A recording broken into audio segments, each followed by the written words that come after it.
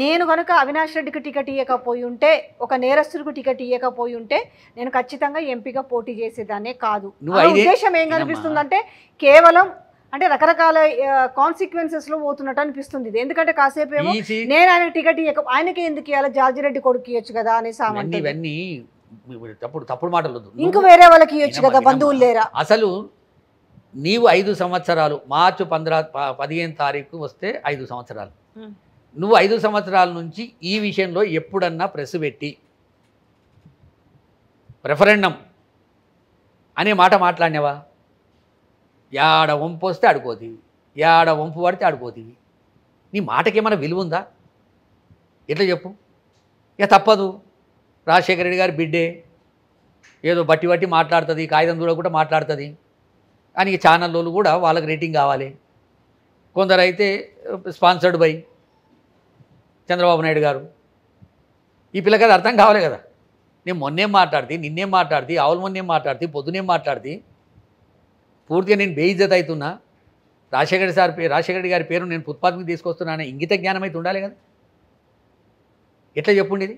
సరే, ఇప్పుడు గెలుపు ఓటములు సరే, వాళ్ళు ఒకటే కక్ష కట్టింది అన్న మీద, రాజకీయ కక్షనా లేకపోతే ఆస్తు తగాదల కక్షనా, ఏదో ఒకటి కట్టింది. వాళ్ళన్న ఓడిపోవాలని కోరుకొని ఇద్దరు చెల్లెలు చాలా గట్టిగా పనిచేస్తున్నారు.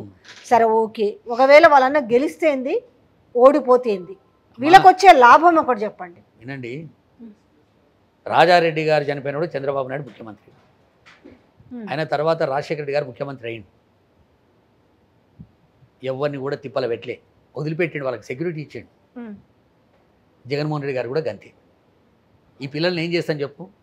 పిచ్చి లేచింది పోయింది అనుకుంటాం, మళ్ళీ వస్తే పక్కన కూర్చోబెట్టుకుంటాడు. ఆయనకి ఏ తప్పు లేదు. ఏ రోజు కూడా వీళ్ళు పూర్తిగా బజ్జాతికి ఇవ్వడాక ఆయన చెప్పక తప్పేటట్లేదు. మీలాంటి జర్నలిస్ట్ అడిగినప్పుడు చెప్పక తప్పదు కదా.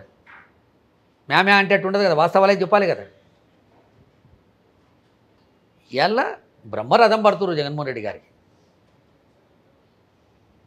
ఏ మీటింగ్కి పోయినా అది సిద్ధం కావచ్చు, మేమంతా సిద్ధం కావచ్చు, ఇప్పుడు నియోజకవర్గాల మీటింగులకు కావచ్చు. ఇది ఆషామాష కాదమ్మా. తరలి వచ్చే జనం వేరు, తరలించిన జనం వేరు. జగన్మోహన్ రెడ్డి గారికి తరలి వస్తురు.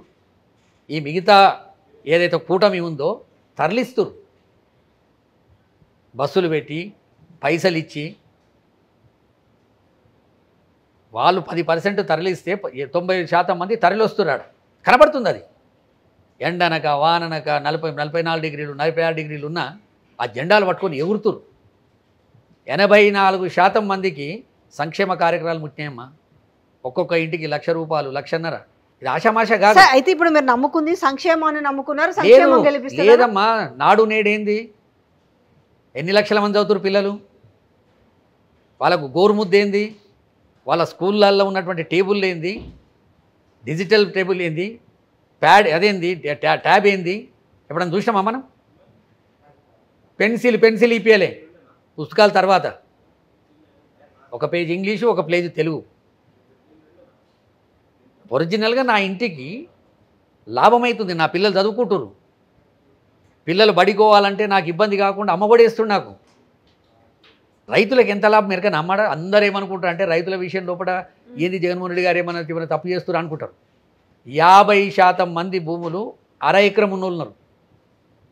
అర ఎకరం ఉన్నోనికి ₹16,000 సంవత్సరానికి ఇస్తే మనకి పెట్టుబడి సరిపోదు. 1.5 ఎకరం ఉన్నోళ్ళు ఇంక 20% ఉన్నారు. 1.5 ఎకరం ఉన్నోళ్ళు 10% ఉన్నారు.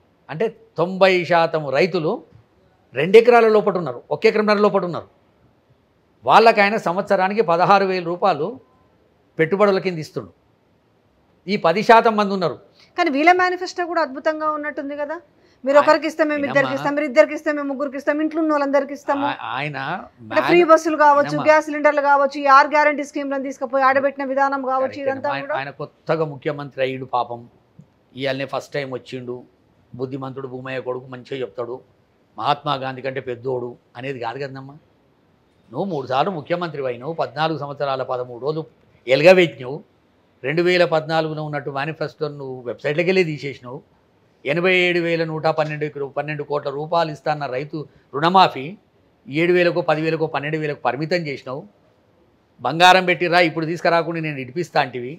ట్రాక్టర్ల మీద లోన్ ఉందా అంటే ఇడిపిస్తా అంటివి. 4 లక్షలు ఉన్నాయా ఇడిపిస్తా అంటివి.